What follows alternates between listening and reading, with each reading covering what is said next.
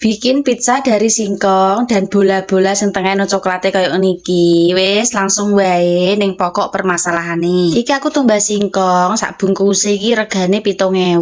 Jare sekilo setengah ngono, guys. Padahal video iki suwi lek nggawe ana nek 2 minggu, kelakon arep 3 minggunan. Nembe kelakon iki ngisi suara. Soalnya rasa-rasen, guys. Niku membutuhkan mood karo niat. Nek ora ono niate arep ngisi suara, yo rasa-rasen hawane. Wis singkat cerita, pokoke mah yo dioceki diumbah terus diparut koyo niki. Lah iki parutane wis bar, anak wis bar koyo niki. Enehi terigu sak ikhlasmu ngono kuwi yo. Lah iki mau terus tak ulet-ulet koyo niki ben kecarup. Lah iki aku ngetoki coklate karo iki gawe lime ben nemplek niku lho. Pene banyu sithik karo iki aku duwe tepung panir. Lah iki wis iso mau tanganku tak ulek-ulek niki ben bunder. Lah nek wis dibolongi tengahe wene coklat. Celupke ning lime iki mau ku ben nemplek tepung panire. Lah nek wis cemplungke ning tepung panir dimel-mel koyo niki ben bunder. Lah nek wis ngene iki selehno sik. Lah parutan singkongku iki mau ora tak kabehke, guys. Tak iseno sithik arep tak gawe pizza. Tak bumboni yo ngene iki mau, bumbune tak cemplung-cemplungke. Pokoke yo deloken dhewe. Lah nek wis diaduk-aduk koyo ngene karo sisone lem mau tak dadekke siji tak campur mbok dadine adonan apa mbok ora ngerti. Terus aku iki mau wajanku ceritane tak kei lengo karo tak kei blue band. Dan nek wis panas dicemplungke siji-siji koyo ngene iki. Ketokane yo enak ketokane. Lah nek wis berubah warna ngene iki siap-siap dierok-erok dintas ben ora gosong. Nek gosong pahit yo, guys. Lah apik to?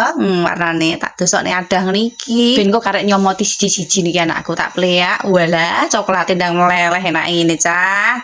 Lah iki indomie digodhog setengah mateng ae nek wis dintas. Ngono ya dicemplungke ning adonan mau. Bumbune indomie dicarupke kabeh dioblek-oblek koyo ngene iki. Nek wis kecampur langsung dicemplungke wajan ae koyo ngene iki. Penampakane pizzaku. Mbah iki dunung mbah ora sakjane iki bentuk ide teko ndi aku. Kok ujug-ujug gawe pizza koyo ngenean. Kira-kira dadi apa ora, guys? Salah mbah pokoke. Lah ujug-ujug mau bedunduk wis mateng koyo ngene iki pizzane.